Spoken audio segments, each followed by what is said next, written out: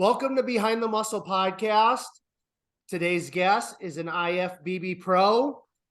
Today's guest is Saquan Mitchell. Saquan, welcome to the podcast. Thank you for having me. Yeah, for sure, man. So, like I said before I hit record, I'm looking forward to just hearing your story, learning more about you.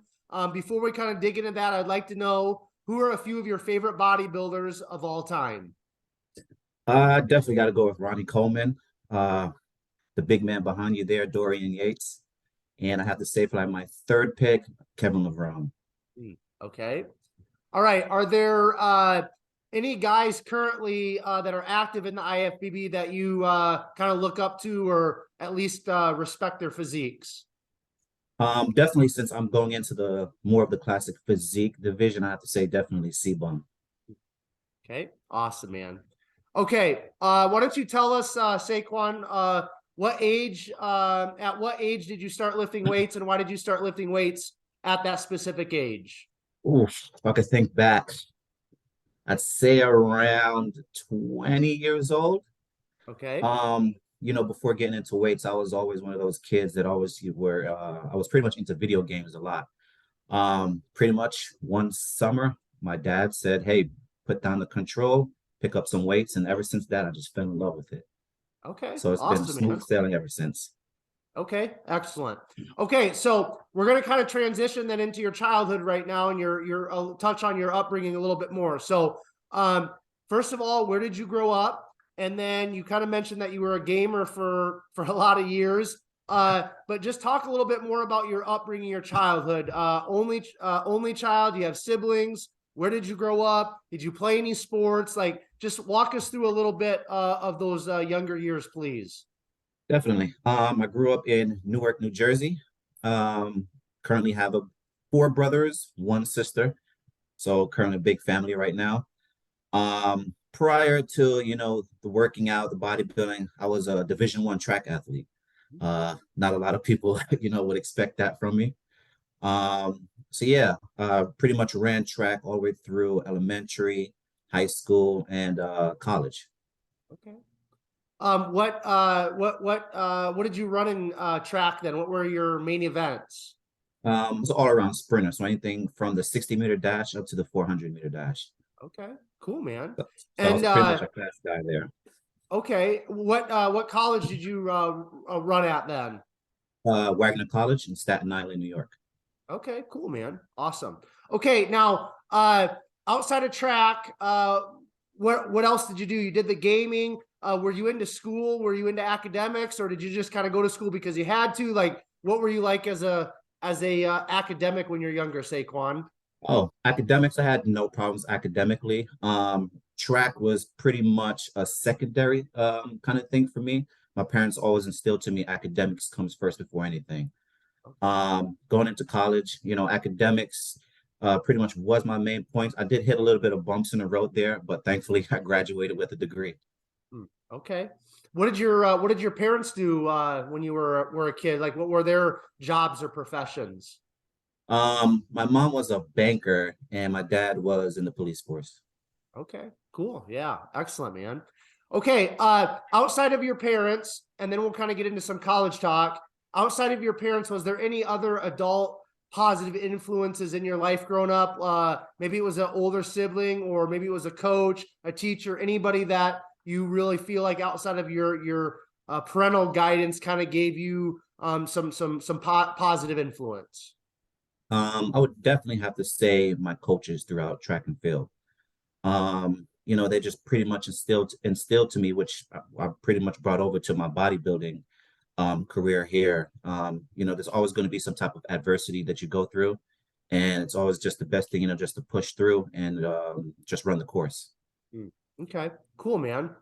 Okay, so you go to college, you run track. Now, did you have like a full ride scholarship then from track, or what did that kind of look like? It was more like a partial scholarship.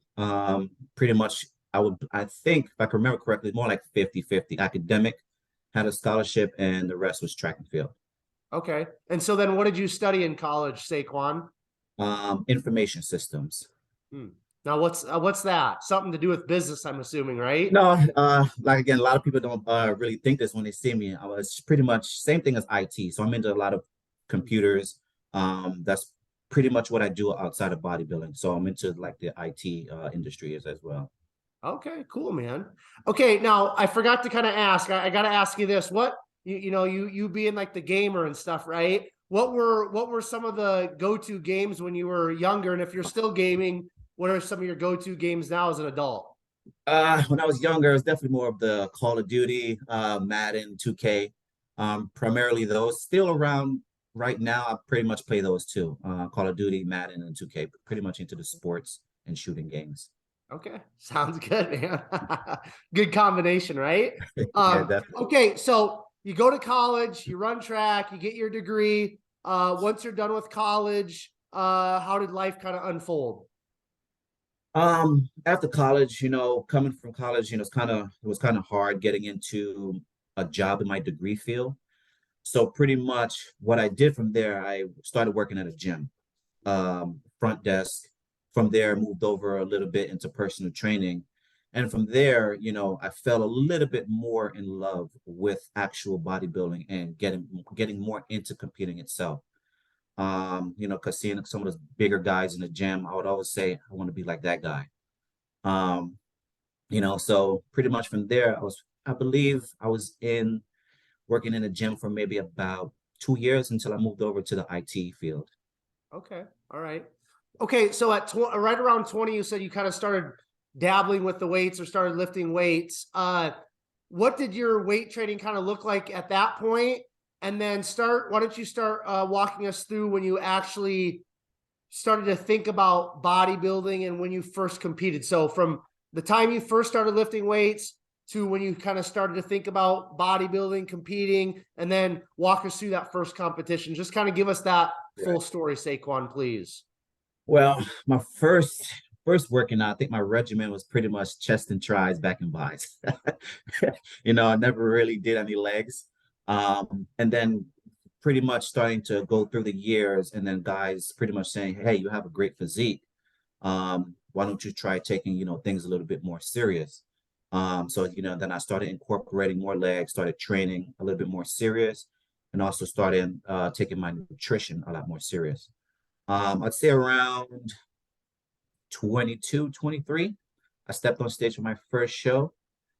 This was the John Kemper Classic in New Jersey.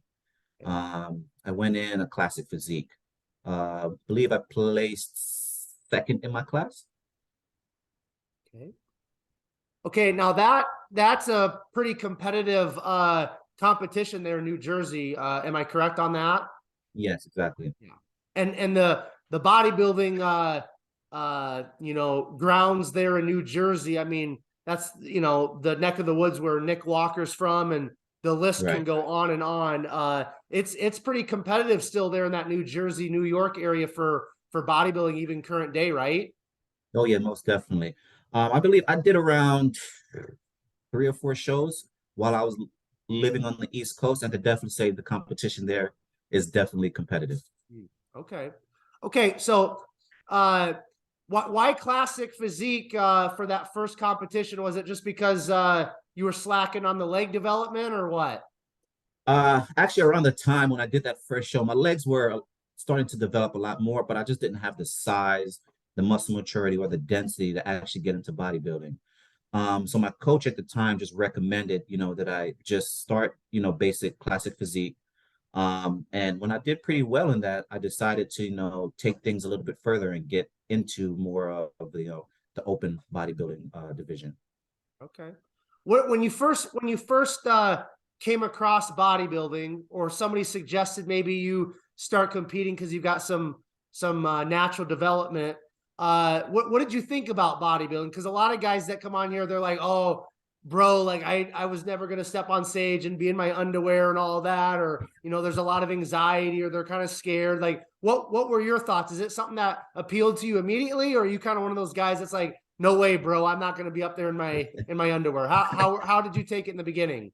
Could definitely say I was kind of like that, stepping on stage with just little tiny trunks on I was kind of a bit hesitant. But like I said, my coach that I had at the time, he was actually an NPC judge, Guy Del Corso. He just reassured me that things would be okay. Because going on your first time, my nerves is just through the roof. So stepping on that stage, as soon as I got on stage, all the nerves just went away, and I was just like super comfortable with it. Okay. All right. Awesome, man. Okay. So you mentioned several times your first coach.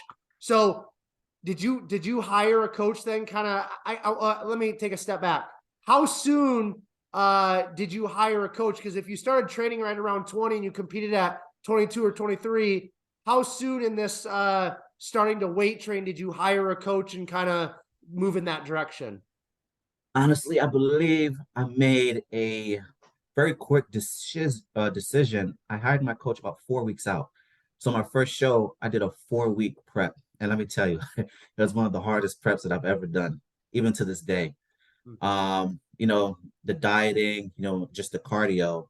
So I'm super glad that I hired a coach because I'm not sure how I would have done going in there by myself. Yeah. Okay.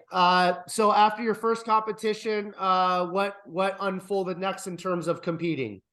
After that, I kind of started falling in love a little bit more with the sport, started researching how to pose, how to actually lift correctly, nutrition.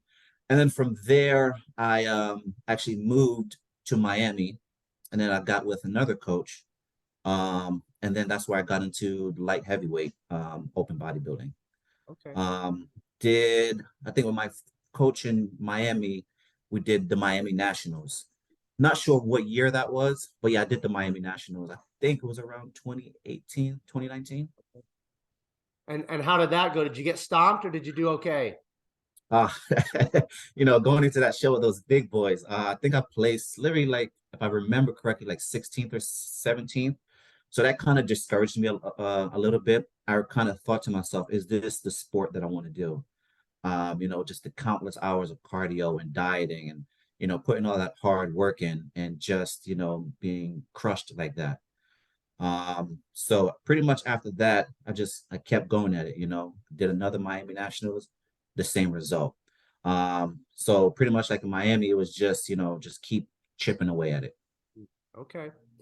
All right. Now, why don't you talk a little bit about how your training started to evolve then? So you competed in classic, then you moved over to light heavyweight and kind of going into more of the bodybuilding route.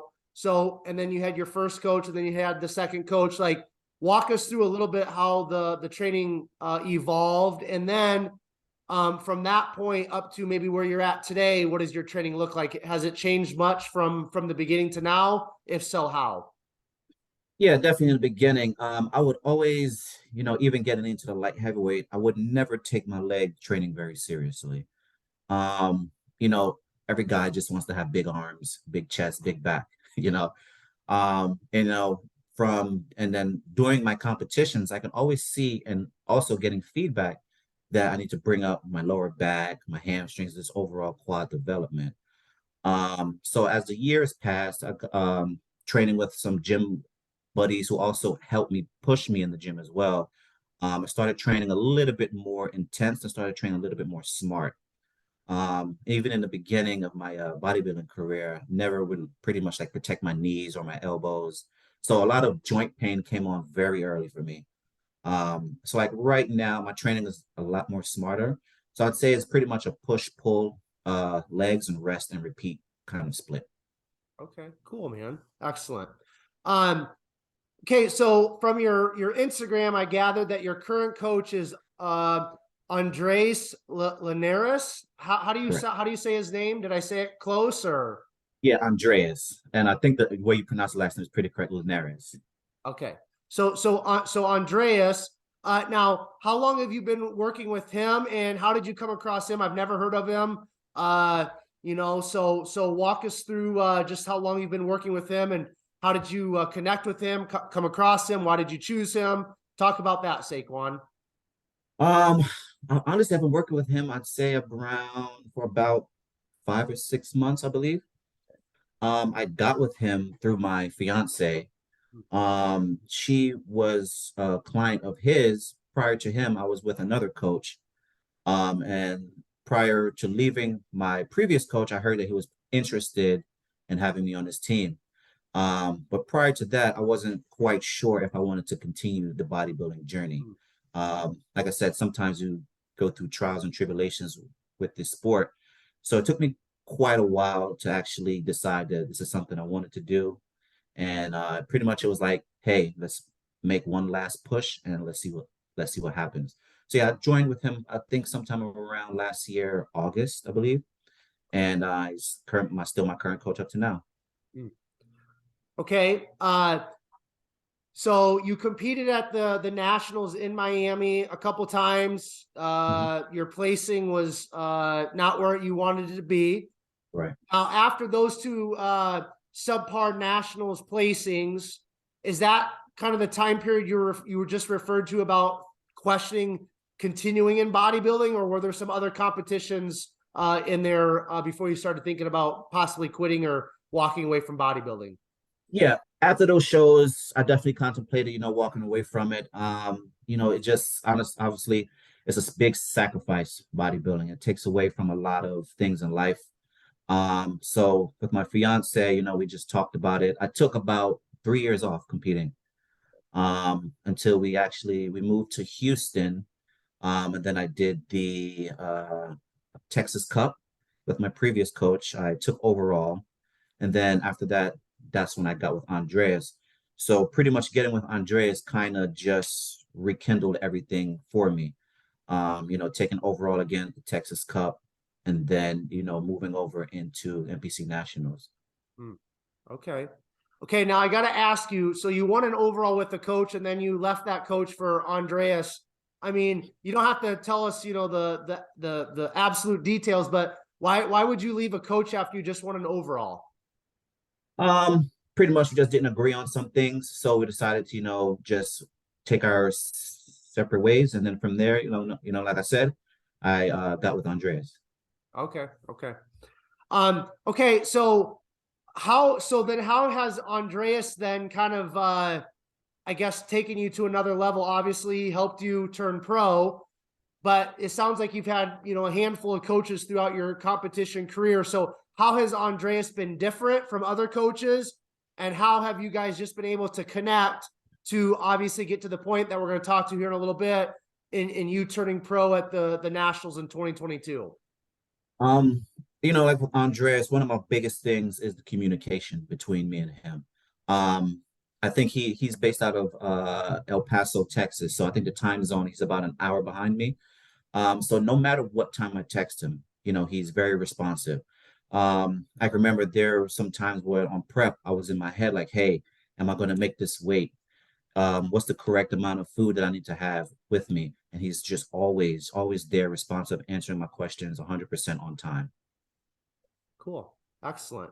Okay. So during that 3 years that you took off, did you just kind of focus on your career? Were you continuing to weight train? Talk about that a little bit, because life happens to all of us, right? And there's nothing wrong with taking breaks, and I think sometimes it's warranted. So just walk us through that 3 year break. What did life look like for you at that point, Saquan? Yeah, after that, I'm from Miami, I moved to California.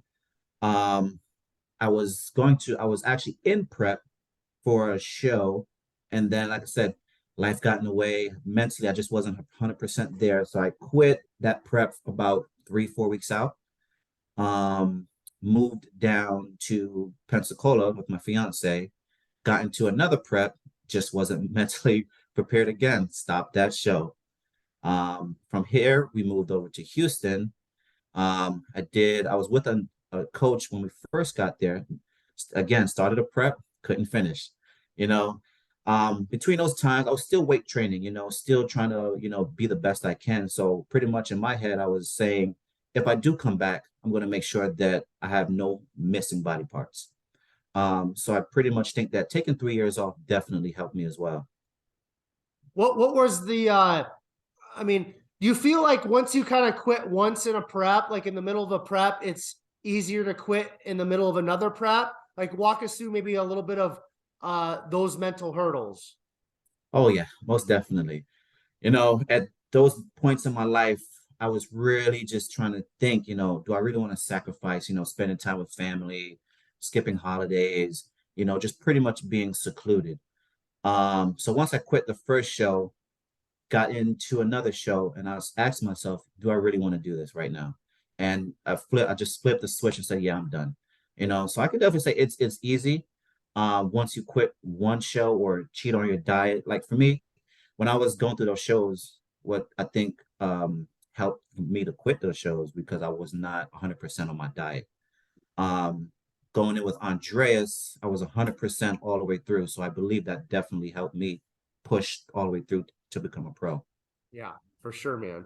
Okay, so now after the 3-year layoff, then you came back, you won an overall, I think you said in Texas, so that obviously would have qualified you for national competition. Now after that overall at the I think you said the Texas Cup, Right. did you go back then after you got connected with Andreas the next year and do that Texas Cup again? Yeah. We were trying to play out some shows, what worked best. Like I said, since he was in El Paso, we just worked out that it'd be probably best, to link up and just meet. And I believe it was in Belton, Texas, about an 8-hour drive for both of us. So we decided that was the best show to do. So we actually met for the first time in at the Texas Cup. Okay. So when was the Texas Cup last year in relation to Nationals in December? Oof. Texas Cup was, I believe, November, ending Okay. of November, and I think at Nationals was literally about 3 weeks after Okay. that show.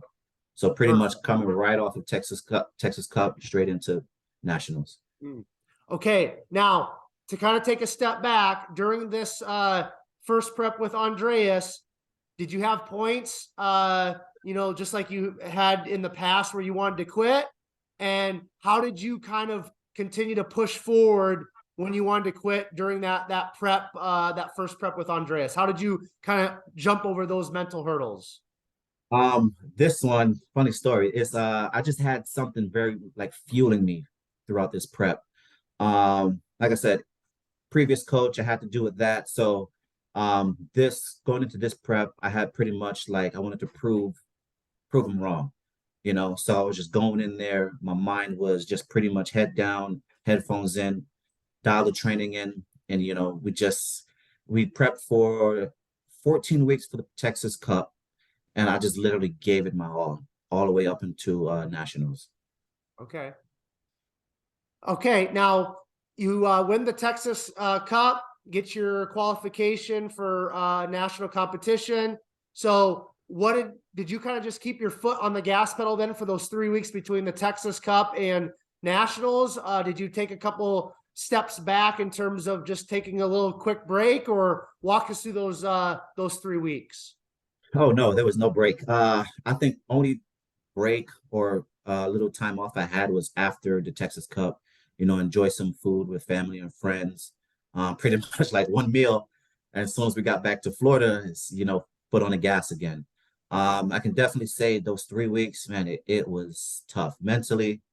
I was starting to get there, like it was really beating me down mentally, but I just had to push through because I felt the way everything aligned this the past year that was the year that I would become pro. Okay. So how far back in this I'll call it journey in terms of your bodybuilding journey, how far back, how soon in the beginning, Saquan, did you start thinking about possibly turning pro or desiring that IFBB Pro card? Was it something that kind of from the get-go you thought maybe you could attain, or did that come in time? Yeah. Just basically, hearing all those guys in the gym say, "Hey, you look amazing. Hey, you look this and that." And just comparing myself to other guys at the time. I thought that I had what it takes to become a pro, but obviously, not. I didn't really have what it took at that point in time. So, like I said, just taking that amount of time off, 3 years, just building yourself up. Like they say, Rome was not built overnight. It takes time. Yeah, yeah. Okay, so walk us through peak week in terms of nationals. How did that go? Uh, That was tough. You know, just losing the water was definitely the hardest thing ever. Making weight. I believe for Texas Cup, I weighed in at 188. And to make, we were going into nationals at middleweights, so I had to drop down into the 170s. So it was about 13 or 14 pounds that I had to lose, and you know, just the cardio, the amount of carbs, just like literally, I think each meal is at 100 grams of carbs. It was just literally just destroying me. And then when we got into Orlando, just to make weight itself was literally one of the hardest things in the world. You know, just to quickly drop the water. I think physically, I was pretty much like super drained. I was telling my coach, like, am I actually going to make the weight? He said, don't worry about it. He has everything under control. Next thing you know, I step on the scale. We were about, I was about 2 pounds under actually the weight cutoff. So gladly we made it. Hmm. How heavy do you get in your off season, Saquan? Oof. Off season, I could go anywhere from 210 up to 215. What are you right now? You're looking pretty thick right now, man. Believe it or not, right now I'm around like 198, 199. Okay, okay. So you had to suck down quite a bit. Now, was your okay, so you usually compete in light heavyweight and you went down to what now for nationals? Middleweights. Middleweights, was that just based on your coach projecting you had a better opportunity possibly get your pro card in that weight class then? Yeah, most definitely. Just, you know, got to be realistic and 100%. I wanted to do light heavyweights, excuse me, but just, you know, nowadays everyone scrolls through Instagram and just checks out, you know, you check out everyone else's. I've just seen how big these guys were. And I'm like, oh, yeah, I thought I was big, you know, but there's some big boys out there. So we, you know, we came up with a game plan, decided to suck down to 175, and we'd have a 100% chance of getting a pro card in the middleweights. Okay. What did before we you know kind of go further in the nationals talk, uh what was like during the Texas Cup prep and kind of obviously prepping for nationals as well, how high did your cardio get? Like talk a little bit about that. I think for Texas Cup, I was literally doing, I'd say about an hour a day. Okay. Um, National is a different story. I believe it's about an hour 30 a day. Those cardio sessions, man, they were tough. You know, some days you just don't want to get out of bed, just to do the cardio. So, you know, I'm expecting, you know, for the pro debut, cardio is going to be either the same or a lot worse. Yeah. What type of cardio? Treadmill, stepper? What do you usually do? I'm a stepper type of Okay. guy. Normally to preserve our legs towards the end of prep, we usually just do the treadmill. But throughout the prep, I'm mostly stairmaster. Okay. So that's even you could probably add on like 20 or 30 minutes of cardio just because you're doing the stepper, man. That's a whole nother level there. So okay, now you suck down to the lighter weight class. Do you feel like that had a negative effect on your physique, even though you got the pro card and all that? When you look at pictures of yourself, did you like your physique at that body weight or in that weight class, or do you feel like it just sucked you down too much? You weren't able to be as full as possibly you would have liked to been or could have been. Um, I believe, well, I think that going down to the middleweight was the best option. Even though we got that low, my muscles were still popping. I didn't come in flat. I believe that was a better weight for me because looking at past pictures at light heavyweight, my backside was always the problem, the glutes. And just drop, even at Texas Cup when I was 188, my left glute was a lot more striated than the right. So coming down to the 175s, you know, everything from the back down was just literally bone shredded. So I believe, you know, just coming down as low as you can is the best thing you can possibly do. Okay. What did your so once you made weight, because I believe, did you guys weigh in on Wednesday or Thursday? Thursday. Okay. And then you guys I can't remember where the guys went then on Saturday, right? You guys competed on Correct. Saturday. Yes. Okay, so you had some time to carb up. Did you have a pretty significant carb up? Do you remember like what your stage weight was compared to weigh-ins? Um, can't really remember exactly, but I know for the carb up, we just decided to play it safe. We didn't have any like burgers or anything dirty. Just kept it basic, chicken and rice. I think per meal I was probably getting 220 grams of rice, maybe up to 300 grams with a couple pieces of bacon for the salt. And that was pretty much it, so that worked. Yeah, yeah. Did you use any diuretics? Yeah. I could definitely say that helped, making that weight. Like I said, one of the most hardest things ever that I had to do. Yeah, usually when guys come on and they start talking about like extreme weight cuts and like being the most shredded they've ever been, it's like, well, I know you put in a lot of work, but I'm sure there was probably a diuretic or two Yeah, that most kind of helped definitely. that process, right?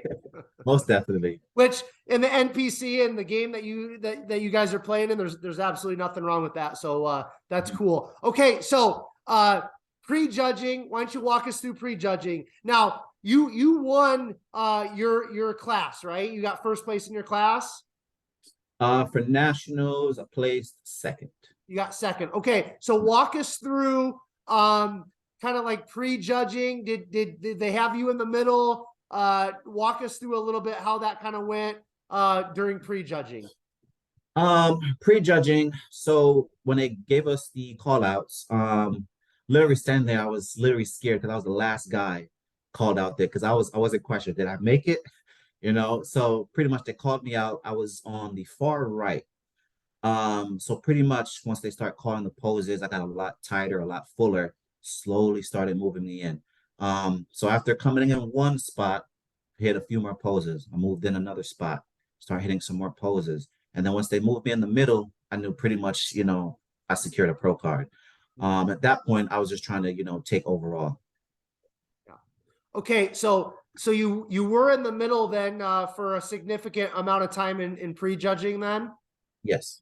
Okay, so once prejudging was done, what were your thoughts? What did your coach tell you? Because I know you had a pretty extended period of time before you went to the night show. So walk us through a little bit of that, time frame, and then what your thoughts and your coach's thoughts were after prejudging. Like I said, coming into the middle, I knew that I was either first or second. So I was pretty happy. And coming off of the stage, my fiance giving me a hug, my coach saying congratulations, because we pretty much knew from there, the pro card is secured. But me in my head, I always had that mentality that it's not over until the fat lady sings, you know. So from there, we just relaxed, carved up a little bit more. And even coming back to the night show, I just gave everything, my all. Because I know a couple guys that even after the pre-judging, they just ate pretty much whatever, you know. So like I said, we just kept the game plan the same. We would just make sure we executed all the way through the end. Okay. Did you just go back to your hotel room and kick up your feet and chill then and scroll through Yeah, Instagram or pretty much. what? I actually took a very nice nap because I think coming off of a stage, I had a huge headache, kind of dehydrated, drink some water, took think about a 2, 3 hour nap.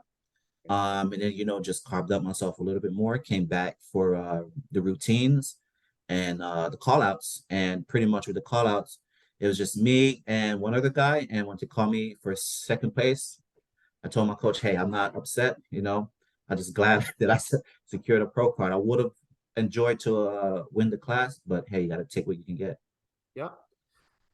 You know what? They always say, when you get into the IFBB Pro League and start competing, nobody's walking up to you and asking, how you turn pro or where you turn pro or Exactly. nobody cares.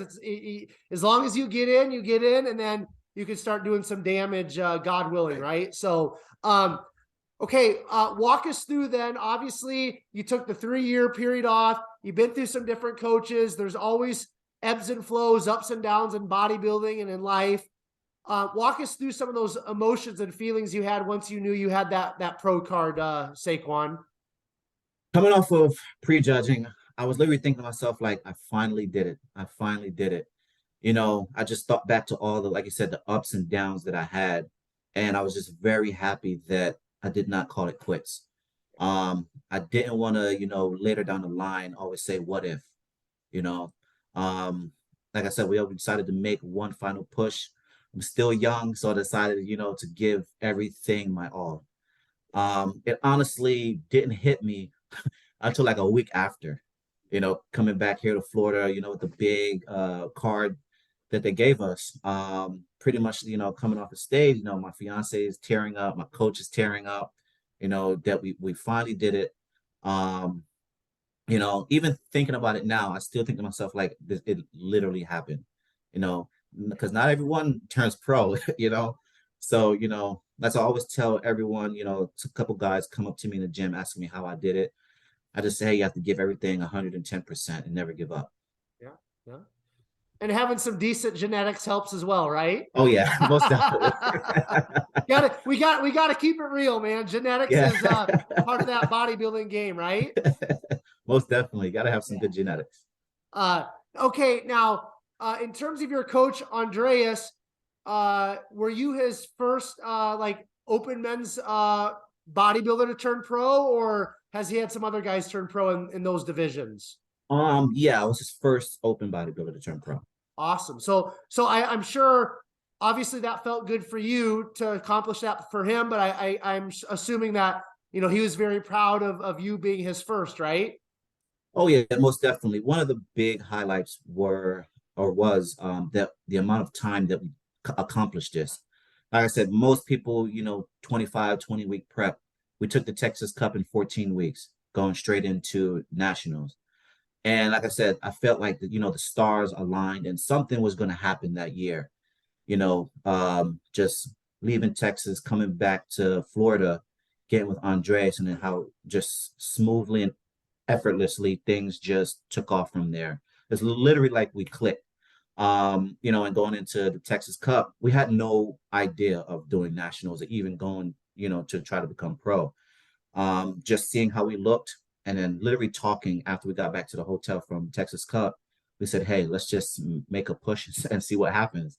Yeah. We're already in shape. We might as well just go for it instead of, getting out of shape and having to prep 20 weeks again, But for him, it was definitely, I know, something big for him, his first, open bodybuilder pro, IFBB Pro.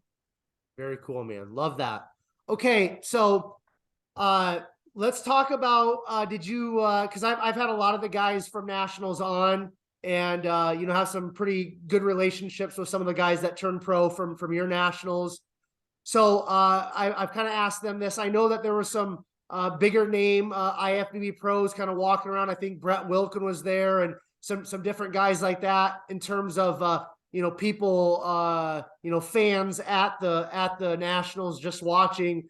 Did you get to run into anybody that you kind of look up to? Did you meet anybody kind of cool, or did anybody congratulate you on social media after you got your pro card that kind of caught you off guard? Anything or any fun stories like that? I believe one guy, I think he took nationals in the middleweight the year before me, Justin Jacoby, I believe. Okay. Yeah, he congratulated me. I know we had chatted a few times on Instagram prior to the show. But besides that, me, I didn't really run into anyone. Pretty much like for me, when I'm at those shows, I have tunnel vision. My eyes is just strictly on the goal. I'll talk to whoever after the show. Yeah, for sure. And Justin's been on the podcast several times. He's great people, so I could definitely see him reaching out to you. Okay, Right. so what was the first meal off plan that you had after you celebrated?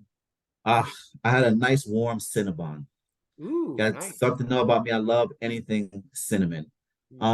Destroyed that, and we went out to a nice little burger spot, enjoyed some time with my fiance and coach. Had a few drinks and a couple burgers, and that was pretty much it for the night. Okay. Then waking up the next day, I believe we went to have some breakfast and then drove all the way back up to Pensacola. Okay. A Cinnabon, you said, right? Yeah. Okay. Where do you get those at? They're usually like in the mall. It's one of those huge cinnamon rolls, Okay. just completely like full of sugar and carbs. like a pound of frosting on top or what? Pretty much, yeah. Yeah, Literally, yeah. The it frosting, tasted that'll like knock you out right there, right? tasted like heaven. I think I slept amazing the night of. Oh, I'm You know, sure. Yeah. woke up completely bloated the next day, but it was well worth it. Yeah, right. Okay. So what has life kind of looked like for you, Saquan, after you got done with nationals? I know the holiday season, Christmas and New Year's was, you know, shortly after. Walk us through, did you guys try to aggressively pursue, you know, the rebound and kind of put a little growth on before you took some time off? Did you take the time off right away? Walk us through a little bit of that. Um, right after nationals, I had a few days, you know, to enjoy myself, holidays. But literally coming into the new year, we had our reverse diet. So pretty much what my coach pretty much installed in me that we have no time to play around here. You know, going into classic physique, these guys aren't smaller by any means, you know. I have to put on about 10 pounds of muscle, which is definitely doable. Right now, the food is high. So, you know, we're pushing the food right now. We're pretty much on a health phase right now, just making sure we're healthy. Training is at an all-time high right now. So right now the meals is still pretty structured, but I pretty much have what, like one free meal a week. So I'm definitely happy with that. Yeah. Okay. So really you didn't take any time off then post nationals, huh? No, Okay. straight in, Okay. straight into it. All right. So that means that I'm assuming you guys have your eyes maybe on a later pro debut classic physique show than this year, or what's the Yeah, game plan for 2023? well, we're officially going to start off season in March. We're looking to do the Savannah Pro. I believe that's in September. So yeah, we're looking to start in March. Not sure exactly what month we're going to start prep. We're probably going to start around 20 weeks out. Okay. Okay. Now, what's your? I know you kind of started off in classic for your first competition or two, but you know, there's also the 212 division. So, what's your guys' game plan in terms of why classic physique? Do you just feel like your physique is going to fit that division better than maybe 212, or are you going to kind of push the classic physique as far as you can and then possibly go over to 212 in the future? What's the game plan there? Yeah, just given my physique at nationals, we think I might fall a little bit more better within the classic physique. And you know, we talked it over, and I told my coach 100%. For me, doing the sport, I want longevity. You know, to be able to push to get that big to compete with those big boys, I don't believe, you know, that's going to be the best thing for me to do. So I believe, you know, classic physique, I'll sit perfectly. And I'm assuming when you say push, you're talking about specifically probably the drug use. Yeah, correct. Drug use, the weight is just something I don't think, you know, is going to be the best thing for me to do. Yeah. Right. Well, I don't think it's the best thing for probably anybody out there, Right. but to each their own, right? So I definitely see that. Now, personally, not what anybody else, you know, has for you or what your coach has for you. Personally, what would you like to see yourself accomplish at your pro debut if it's the Savannah Pro? I told my coach off the jump, if we can dial in these 20 weeks the same way I did from Texas Cup to Nationals, I believe we can take the overall and just qualify for the Olympia first year. I Okay. 100% believe we can do it. Excellent. So, like I said, just gotta give everything my all the same way I did for the Nationals prep. Not playing around, Saquon, huh? No, sir. It's I a whole like it, different man. ball game with the big boys now. Oh yeah, that's right, man. That's right. Okay, so before your competing is done, obviously you're kind of still young and getting into it, but what would you like to accomplish in the future as an IFBB pro? Um, Honestly, you know, just like everyone, make it to the Olympia, place in the top 10, you know, top five. I even told my coach, you know, even if we do make it to the Olympia this year, obviously I don't expect, you know, to place in the top 10, top five, but just being able to be on the stage with those guys is just an overall blessing in itself. Because not everyone can, you know, be able to do that. And like I said, this year I'm trying to do it the first year. Yep. Okay. All right. So you said C-Bum, somebody that you kind of look up within classic physique. Who are some of the other guys that you admire within classic physique? Definitely Terrence Ruffin. The posing on that guy is just I watch his YouTube 100% every day. Because me coming from bodybuilding and going over to classic, some poses that I'm gonna have to, you know, become a bit more familiarized with. because you know us bodybuilder, we're a little bit stiff when it comes to the posing. Another guy I do like is Dino. I believe he placed second at the Olympia. So yeah, those are some guys who I pretty much look up to there. Okay, excellent, man. Okay, so I want to touch on your career just for a quick second again. So you at some point you kind of got out of working at the gym, and then you got your kind of like an IT job related a little bit to your degree. And is that kind of what you've been doing for the last several years then? Yeah, correct. I tell my fiance, you know, bodybuilding is not going to be my main source of income. You always have to have a backup plan, you know. Um, Even the 3 years that I took off, you know, I pretty much tried to pursue a little bit more with my career. Because in IT, there's like you have to take certs. Obviously, the more certs you have, the higher positions you can get, and so forth. Obviously, more money. So pretty much with that, like I said, I'm gonna take the bodybuilding as far as I can possibly go with it. And all I know that I will have my actual career always behind me. Hmm. Do you have any desire to get into coaching yourself at some point, or to, you know, make some money in terms of the fitness and the bodybuilding? I've dabbled with it a few times. Honestly, I believe it's not gonna lie, it's something hard. Every time I've done it, I've been on prep myself. And to prep yourself and then dedicate yourself to a client is just it's very hard. I can definitely see myself doing it once I'm completely done actually competing. Most definitely. Okay. All right. So we're going to start wrapping up here, Saquan. I want to ask you, kind of going back to the beginning of bodybuilding, what do you feel like, you know, kind of holds you into bodybuilding? Because a lot of us start because maybe we're smaller and we want to get the girls when we're teenagers and different things like that. But, you know, that kind of superficial stuff will only take you so far. At some point, you got to fall in love with the process of bodybuilding or the training of bodybuilding or something in that similarity or nature. So what was it for you that kind of pulled you in and kept you within this game or sport of bodybuilding? I can definitely say seeing my body consistently change. You know, running track, I was about 150 pounds, skin and bones. You know, picking up the weights, lifting for about a year, I actually saw myself putting on a little bit more size, starting to get cut a bit more cut up. And I actually looked in the mirror one day and I thought to myself, how far can I actually take my body? And just after year after year after year, lifting and lifting and lifting, I came bigger and stronger.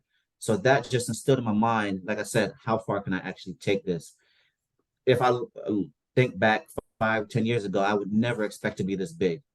I would never expect that I could fill out an extra large t-shirt, you know, after wearing smalls and mediums all my life.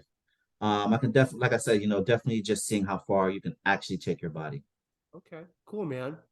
Okay, for anybody out there that's kind of at the starting point of bodybuilding, whether that's just they're just kind of getting in the gym and learning how to train for hypertrophy, or you know, maybe they're getting ready to do their first competition or thinking about it. What's some words of wisdom that you can share with them about, you know, what you've learned through your bodybuilding experiences? I can definitely say stay the course. It's going to be a tough journey and a long journey. Like I mentioned before, Rome was not built overnight. You know, there's always going to be trials and tribulations, ups and downs. You're going to run into adversity. But I could definitely say just being 100% mentally strong and physically strong will definitely take you to the heights in this sport. Okay, cool, man. Uh, gym pet peeves. You got 2 or 3 or 10 of them for me? Um, Definitely for number one, texting on the machines, not racking your weights, and curling in the squat rack. Ah, that's an old school one. Nowadays, it's the tripods and the, you know, Oh, that could texting, definitely you fall in know. there too. Yeah. But the curling and the squat rack, that goes back generations. Now we've got, you know, like I said, the texting and sitting on a machine, or the tripods, and it's interesting how some of the gym pet peeves have changed over the years, because obviously the Yeah. culture's changed. Okay, so how do you approach that, Saquon? If somebody is on the lat pull down machine. They've been there for 20 minutes. You want to use it. They're on their phone. They haven't done a set in that 20 minutes. How do you approach that? Do you just let them do their thing and move on, go to another movement, or do you actually go up and talk to them and ask if you can jump in, or how do you do that? Oh, I literally just walk up to them. Best thing to do is be polite. I usually ask them, hey, how many sets do you have left? Usually when you ask someone that and they're on their phone, they either say, hey, I have one set left, or I'm just completely done. And they usually just move on to the next machine, the next machine. Okay. So pretty much is either that, ask them, or just go find another equipment to use, pretty much. Okay. Kill them with kindness then, huh? Exactly. Exactly. That's the best way you can do it. There you go. A gentle bodybuilder. I like it. What do you and your fiance like to do for fun when you're not completely engulfed with bodybuilding? What do you guys like to do on the weekends? What do you guys like to do for date night? What's fun for you guys? I can definitely say we like to go out and eat. Eating is one of our best things that we can do. Or either, hey, if we're at home, we binge watch Netflix series, horror movies. Pretty much like between me and her, we're homebodies. Sometimes we order food. Like I said, we just watch a movie and just call it a night. Okay.